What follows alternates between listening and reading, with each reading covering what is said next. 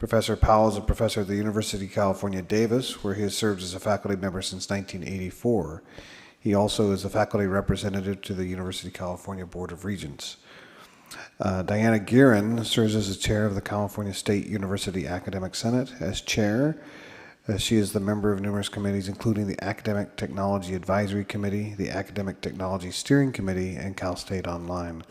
Professor Guerin is a senior professor at Cal State University Fullerton, joining the faculty in 1989. Welcome. Welcome. Thank you for sitting through our hearing today. We appreciate it, and we're anxious to hear from you. So I think we'll start with Mr. Powell and then move on to Ms. Guerin. Okay, well, first of all, thank you very much. I feel a little bit like being at the end is a real advantage. Not that I want to respond to everyone, but I would love to have the time, and I don't want to take that much the effort that it would take. I'd like to give a couple of perspectives. I use the prompts that were sent to us, and I thought about these from the standpoint of I'm a UC faculty member.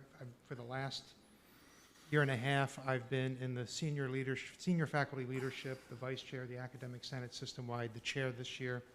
And I've been really involved with the discussions about UC Online since it began in different ways as an Academic Senate person, not as somebody who does it, but as an Academic Senate person, as a leader in the Academic Senate. And so I started to think about the questions that you asked. And the one question is, how do you decrease the time to degree? People always start thinking, well, you want to increase, now you want to decrease the time to degree, and you want students to you want increasing graduation rates. So I mean, first of all, I think we heard this morning in the first talk that actually CSU and UC do a pretty good job in this realm.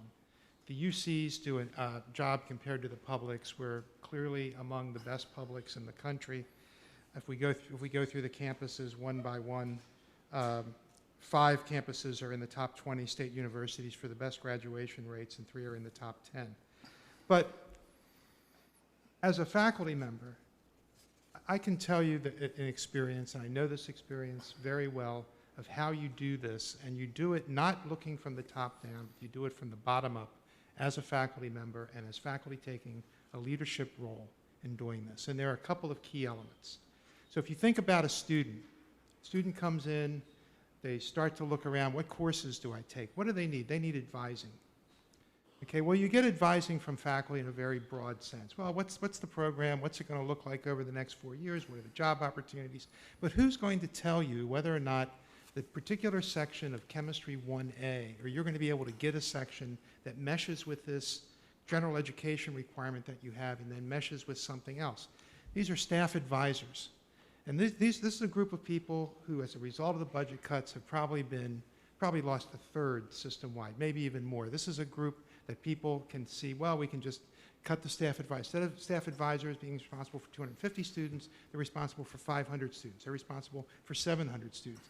So the students get less contact with people who can advise them on a day-to-day basis, quarter to quarter, semester to semester, in how to navigate at the tactical level, how to navigate through their degree in a timely fashion.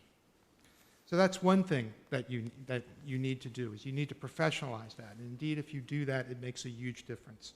And I've seen the result myself.